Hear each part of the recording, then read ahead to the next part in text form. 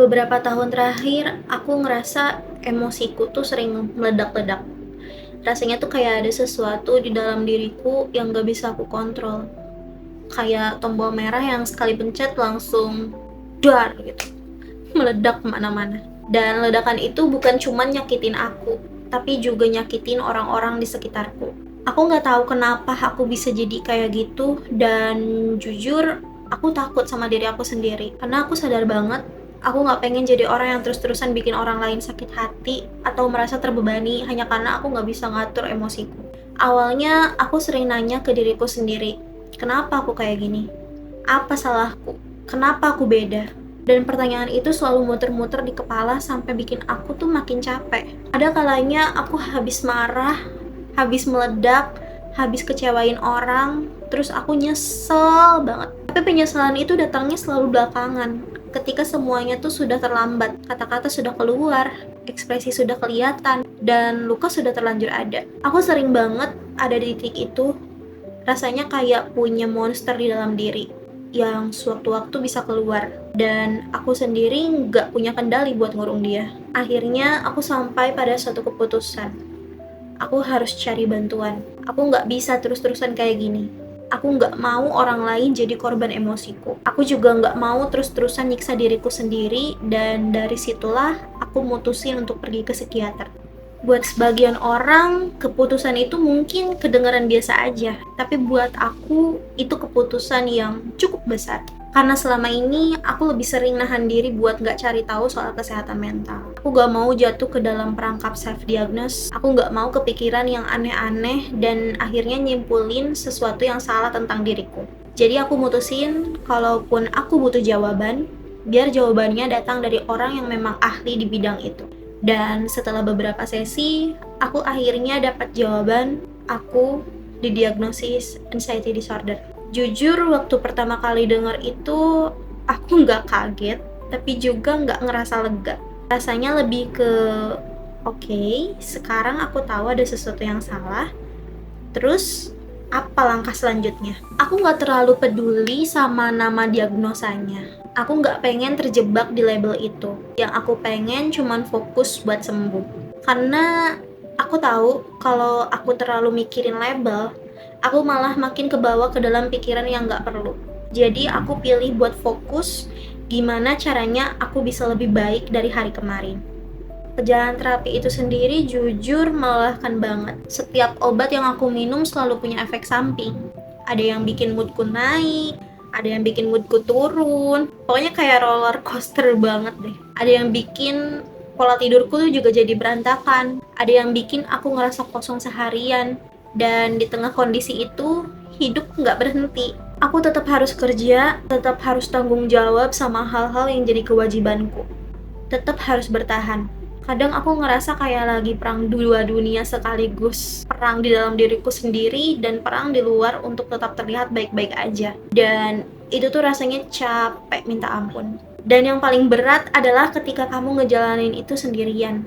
Gak ada support sistem yang benar-benar ngerti.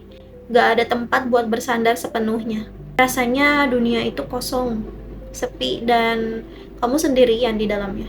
Aku tahu mungkin ada beberapa orang di luar sana yang peduli, tapi kalau kita sendiri nggak punya ruang aman buat cerita, rasanya peduli itu juga nggak cukup. Aku sering banget ngerasa kayak orang yang tenggelam, tapi harus tetap senyum biar orang lain nggak tahu aku butuh pertolongan. Sampai akhirnya, setelah beberapa waktu, kondisi aku mulai nunjukin tanda-tanda positif.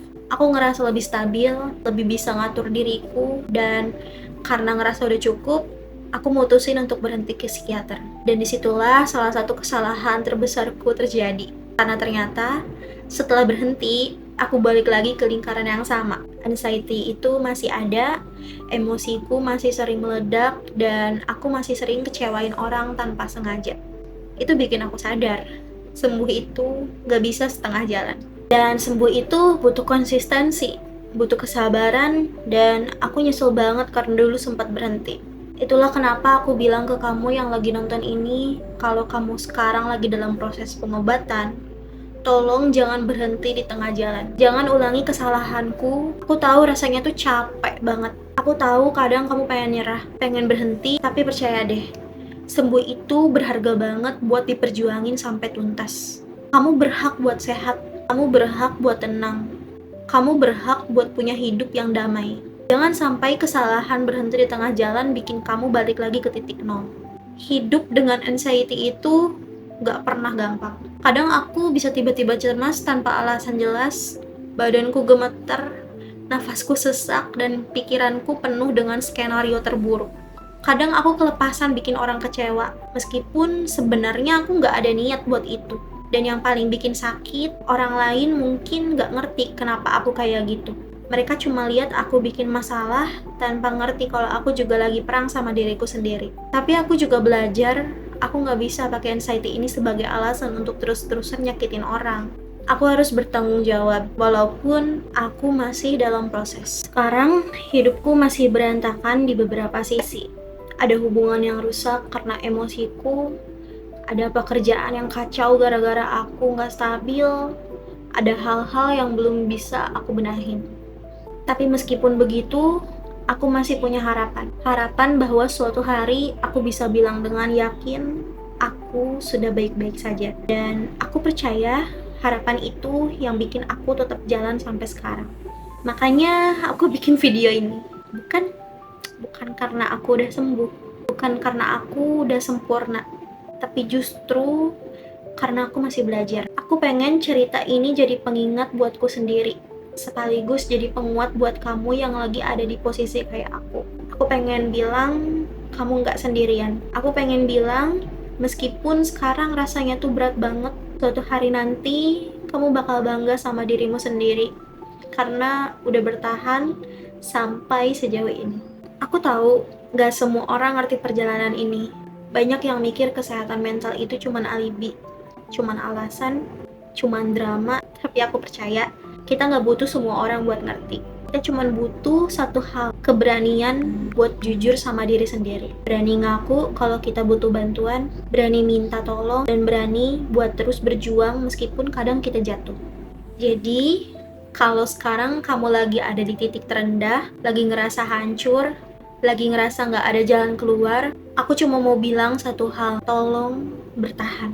Jangan berhenti, karena versi dirimu yang nanti bakal sembuh, bakal lihat kembali perjalanan ini, dan dia bakal bilang, aku bangga banget sama kamu yang dulu gak pernah nyerah. Aku percaya setiap orang punya kesempatan buat sembuh, buat tenang, buat bahagia, termasuk kamu, termasuk aku. Dan mungkin perjalanan ini gak akan instan. Mungkin kita masih akan jatuh berkali-kali, karena yang paling penting kita gak pernah berhenti jalan. Aku bukan manusia sempurna. Aku masih punya banyak luka, banyak salah, banyak hal yang harus aku benahi. Tapi aku gak mau berhenti di sini. Aku mau terus berjuang, pelan-pelan, langkah demi langkah. Dan aku harap kamu juga begitu. Kita bisa jalan bareng, meskipun kita gak saling kenal. Meskipun jauh, tapi kita sama-sama tahu kita nggak sendirian.